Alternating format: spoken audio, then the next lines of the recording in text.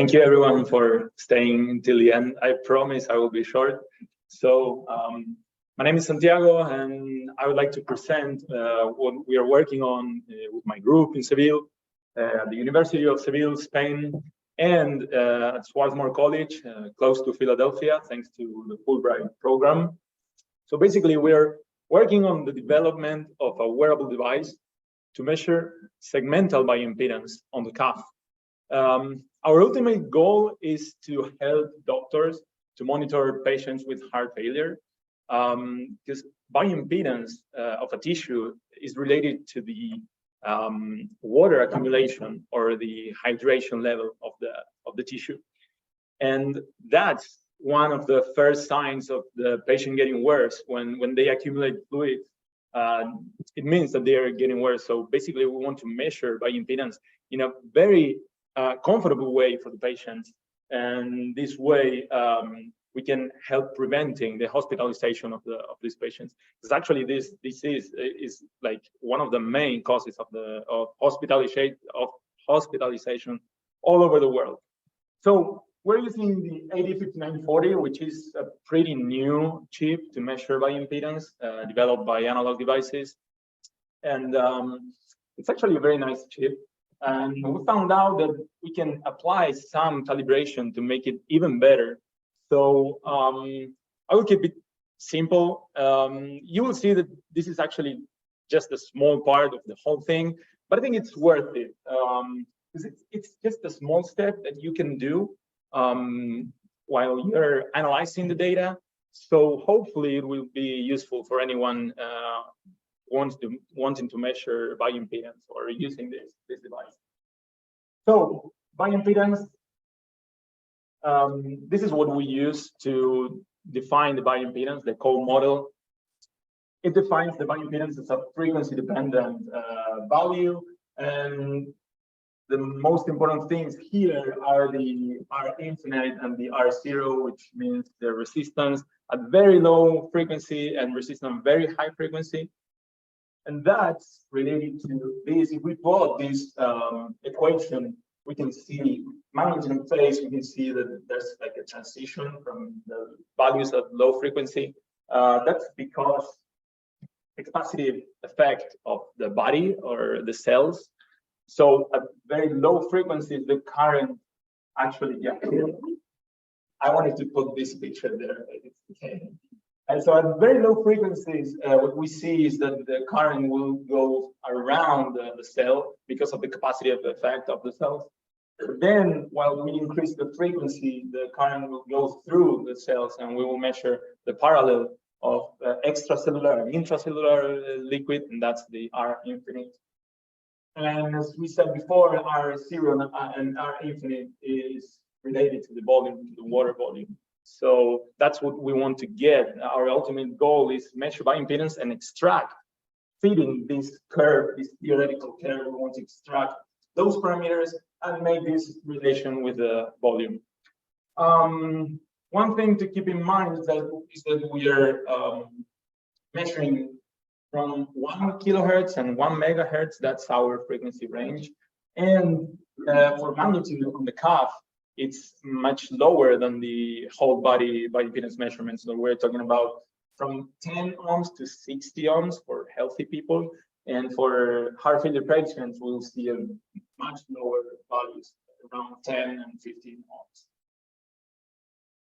So bioimpedance, I'm sure that you, all of you heard about bioimpedance, and probably you have some scales for bioimpedance where you can get on the phone, you can get some measurements of your fat or water or bones or muscle. But there's a problem with this. They usually use only a single frequency, 550 kilohertz, sorry, and they measure from foot to foot. And after all, not all of them say it because it's like private and everything, but most of them use linear regression. That means that the value, after all, it depends on the relationship with some models that they have of general population, and it depends on the weight, the height, the sex. So we cannot apply that to heart failure patients. That's different from the general population, healthy population. We have here our gold standard, the SF-B7 from ImpediMed. It's a very robust device. It can perform spectroscopy from 3 kilohertz to 1 megahertz, but it's very heavy and big. It's like this big, and we cannot ask the patient to carry that on the cuff because it's impossible. And also, it's very expensive actually, and it requires some user knowledge to analyze the data.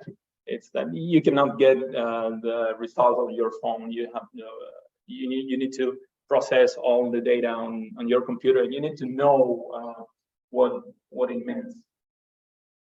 So in this context, analog devices developed first, the AD5940. Probably most of you use it. It's a very famous chip to measure bioimpedance, but it's very precise, but it has some drawbacks. For example, it's prepared to measure 2-wire bioimpedance measurement, and that's not convenient because we will get also the result, the measurement of the electrodes itself.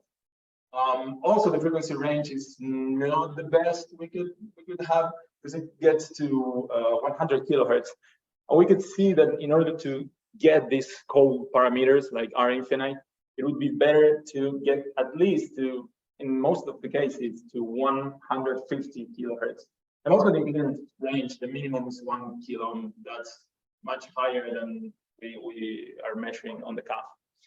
But some years ago, in 2019, analog devices released this new chip. It's like the Evolution, and it's prepared to measure directly with 4-wire bioimpedance measurement with a perfect frequency range in our case, in our use for the cuff bioimpedance measurements. And the impedance range is theoretically infinite. It uses actually the circuit, of course, is much more complex, but it's voltage source and a lot of amplifiers and gains. So you just need to add some isolation capacitors and the limiting resistor just to meet the safety standards like the IEEE 60601. And then you just connect your tissue and you can measure. This is actually one circuit, one trick that some researchers try to do in order to use the AD5940 with all these characteristics. But of course, including all these new components here, making the final device much bigger. So using AD5940, we could develop our custom PCB called Volum. And as you can see, it's much smaller than the SF-B7, and we can do spectroscopy. And the Volum is based on the AD5940. We could even add an inertial sensor to try to predict the position of the patient. So it's a very, very nice chip. Actually, as a disclaimer, I don't get any money from analog devices. It's just, I just like the chip. But yeah, it's been a long-term relationship already. Okay, so for the calibration, it really works well, but we found out that if we just do some small calibration, we can get an even better result. This calibration is based on the View paper from 1999. And basically it says, okay, if you have a nonlinear system, you can try to measure different calibration points distributed around the values that you expect as you're measuring your target. And then knowing these calibration values, because you know it and you measure, you do this relationship between the measurement that you got, the experimental measurement, and the theoretical or the real value. And you get some weighting functions. Then you can sum up and get a better measurement than just measuring the target impedance. So this is what we've done. We created 3 different calibration boards distributing the values. We follow the basic model with the are extracellular and intracellular in parallel, the typical one that you probably know. And then we connect it to these are the boards, the calibration boards and the test boards to test if it's correct. And then we connect it to the SLB7 and then the evaluation board of the AD5940, and then our custom PCB to see how it works. So first we measure the calibration PCBs. We get this calibration constant with this relationship between the real and the measured ones. Then we measure the test PCBs and we correct these measurements applying this quadratic Lagrange interpolation. Sorry for the French speakers, but finally we fit code model again with MATLAB. We do these squares to get the code parameters that we wanted to get at the end of the day. And these are the results.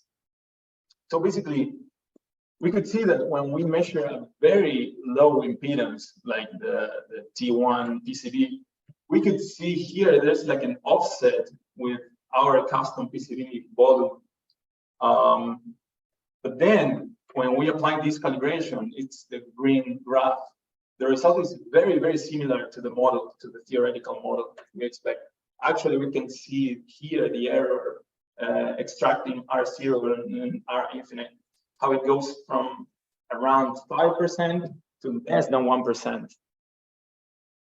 Also with the AD5940, the evaluation board, we could see a phase deviation that it was fixed after applying this calibration method. Then for the other test PCBs, we couldn't see a big change, but I think it's still worth it once you have this code. You can just run it with every measurement. So I think it's worth it, and we could see just a small change between around 2% of error in our infinite to less than 1% again. Here we can see that the graph is almost equal to the model that we expected.